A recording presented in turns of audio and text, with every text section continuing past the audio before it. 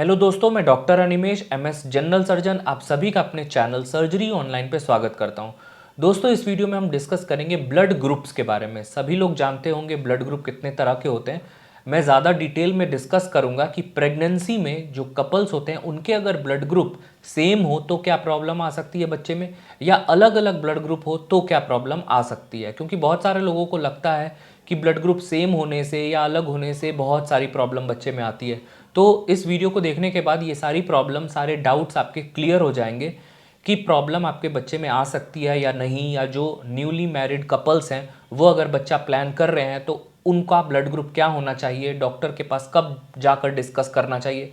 ये सारा चीज़ आपको इस वीडियो को देखने के बाद क्लियर हो जाएगा। तो वीडियो को एंड तक ज़रूर देखिए, और अगर वीडियो पसंद आए तो लाइक करिए, शेयर कीजिए ताकि सभी को जानकारी मिले।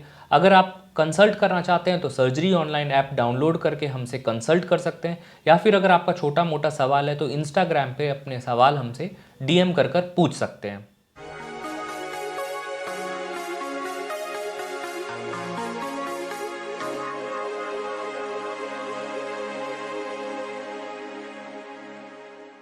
तो देखिए दोस्तों, हमारी बॉडी में बहुत सारे ब्लड ग्रुप्स होते हैं, शायद आपको नहीं पता होगा, लेकिन जो सबसे ज़्यादा कॉमनली ब्लड ग्रुप्स यूज़ होते हैं वो होता है एबीओ ब्लड ग्रुप और आरएच ब्लड ग्रुप। तो एबीओ ब्लड ग्रुप में कुछ लोग ए हो सकते हैं, कुछ लोग बी हो सकते हैं, कुछ लोग ए बी या कुछ लोग ओ हो सकते हैं। अब जिसमें एंटीजन पाया जाता है, जैसे मान लीजिए अगर किसी की बॉडी में ए ब्लड ग्रुप का एंटीजन है तो वो ए ब्लड ग्रुप हो गया, बी ब्लड ग्रुप का एंटीजन तो बी हो गया, ए और बी एंटीजन अगर दोनों पाया जाता है तो वो ए बी हो गया, और अगर किसी में कोई एंटीजन नहीं पाया जाता है तो वो ओ हो गया।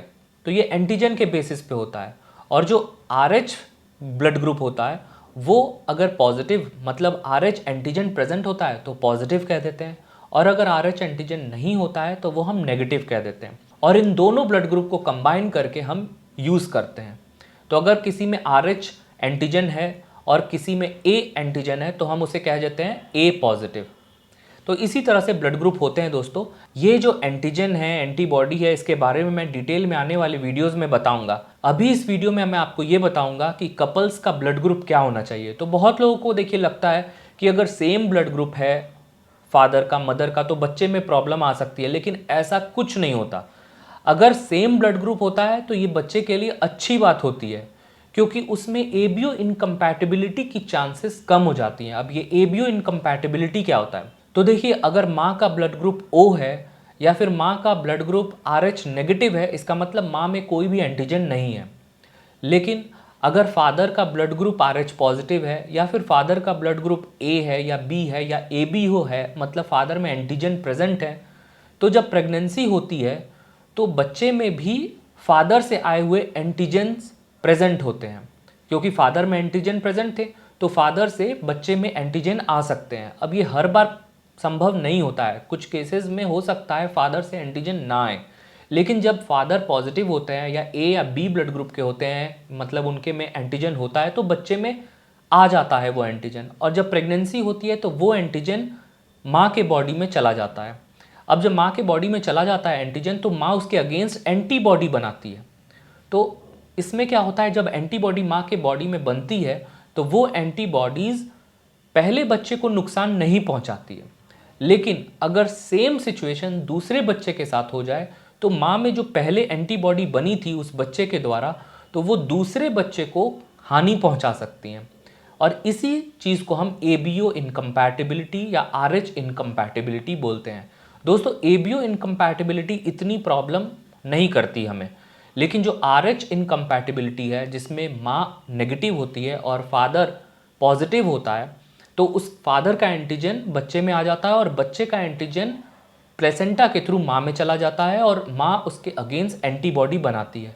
अब जब वो एंटीबॉडी बनती है तो दूसरे बच्चे में आर एच इनकम्पैटिबिलिटी काफ़ी प्रॉब्लम कर सकती है। हो सकता है पहले बच्चे में भी कर दे, लेकिन इतना सीवियर नहीं होता है। दूसरे बच्चे में ये ज़्यादा सीवियर हो जाता है और बच्चे में आर एच इनकम्पैटिबिलिटी की वजह से पीलिया यानी जॉन्डिस हो जाता है, और उसकी वजह से कभी कभी मिसकैरेजेस भी हो जाते हैं। और अगर बच्चा पैदा हो भी जाता है तो इतना सीवियर पीलिया होता है कि हमें उसका इलाज करना पड़ता है। इलाज दोस्तों हम फोटोथेरेपी से करते हैं या फिर एक्सचेंज ट्रांसफ्यूजन से करते हैं, जिसमें बच्चे का खून बदल दिया जाता है।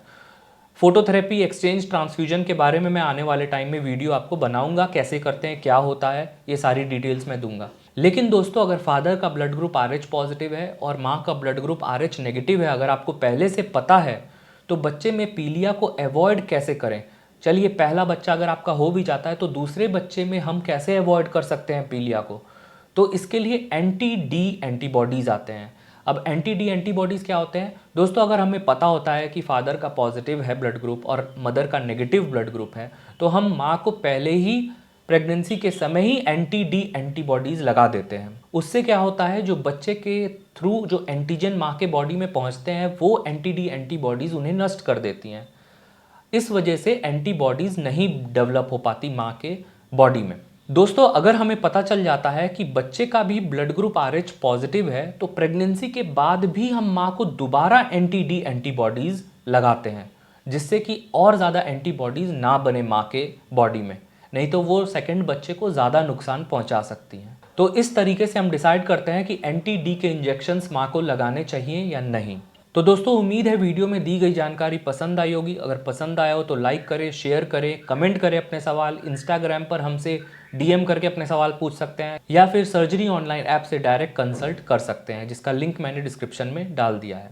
दोस्तों, मिलते हैं अगले वीडियो में, तब तक के लिए टेक केयर।